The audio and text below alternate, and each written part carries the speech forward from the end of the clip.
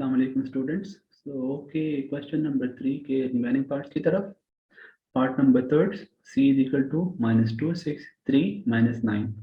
यहाँ पर भी हमें सबसे पहले डिटर्मिनेंट फाइंड करना है। First we find determinant of c।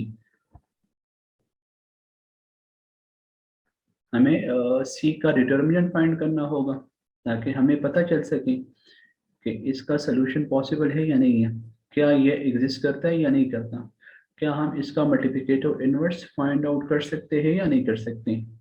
सो यहाँ पर -2 मल्टीप्लाई हो जाएगा -9 के साथ और 6 मल्टीप्लाई हो जाएगा 3 के साथ।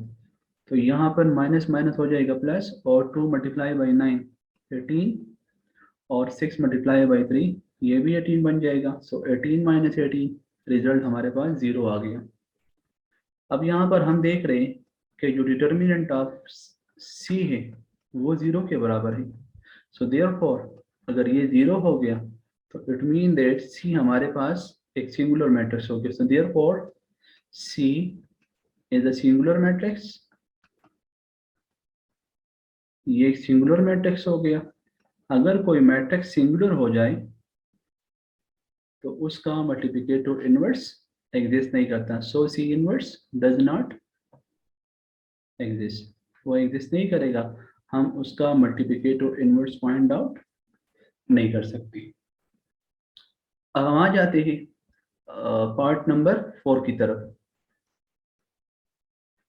पार्ट नंबर 4 है हमारे पास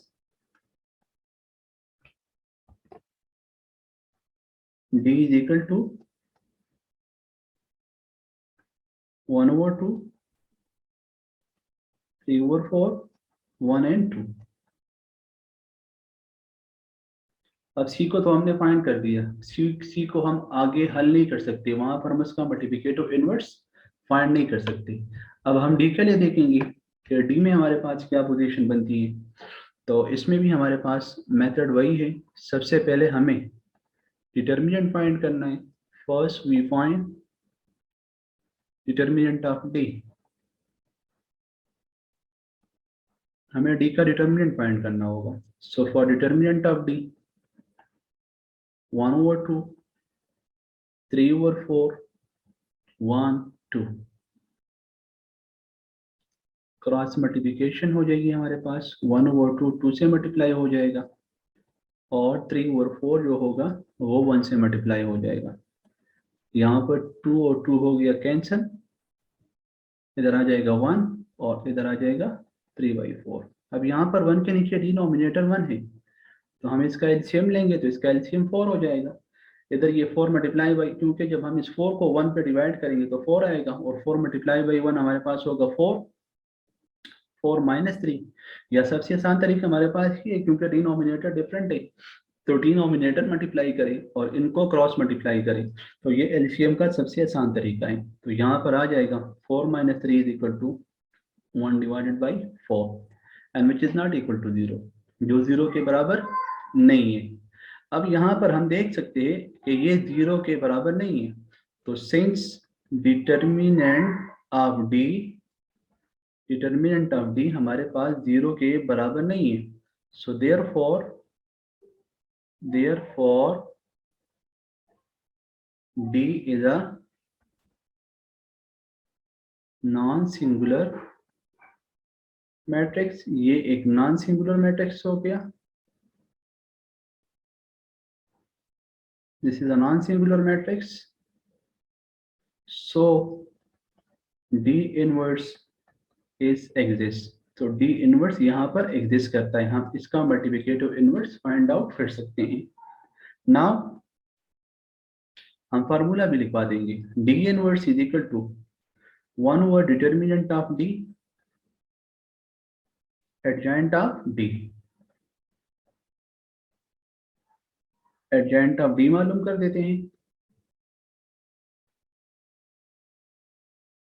एडजॉइंट ऑफ d में क्या होगा, फर्स्ट और लास्ट एलिमेंट अपनी जगह चेंज करेगा, और सेकंड और थर्ड एलिमेंट के साइन जो होंगे वो चेंज हो जाएंगे। प्लस होगा तो माइनस बन जाएगा, और माइनस होगा तो प्लस बन जाएगा।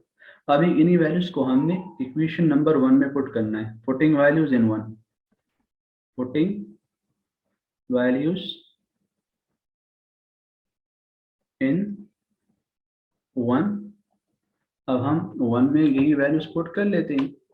जब हम 1 में ये वैल्यूज पुट करेंगे तो आ जाएगा D inverse is equal to 1 divided by determinant of D की वैल्यू हमारे पास 1/4 है, और यहाँ पर हमारे पास जो एडजॉइंट की वैल्यू है, एडजॉइंट की वैल्यू है हमारे पास 2 - 3/4, 2 - 3/4 -1 और 1/2।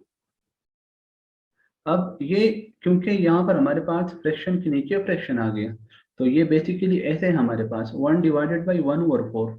जब ये डिवीजन हमारे पास कन्वर्ट हो जाएगी मल्टीप्लिकेशन में, तो अगला टर्म हो जाएगा रेसिप्रोकल 1 डिवाइडेड बाई 1/4। तो इससे रिजल्ट आ जाएगा हमारे पास 4। तो ये रेसिप्रोकल हो के हमारे पास बन जाएगा 4, 2 - 3/4 -1 और 1/2। अब ये 4 मल्टीप्लाई करें इनसाइड हर एक टर्म के साथ।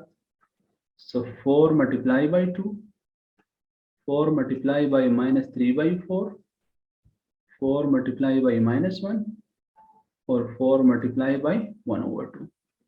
तो जो टर्म कैंसिल होंगे उसको हम कैंसिल कर लेंगे।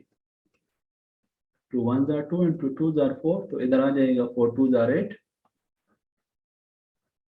इधर रह जाएगा -3, इधर 4 1s are 4, सो -4, और इधर रह जाएगा 2। तो ये था हमारे पास मल्टीप्लिकेटिव इनवर्स ऑफ डी।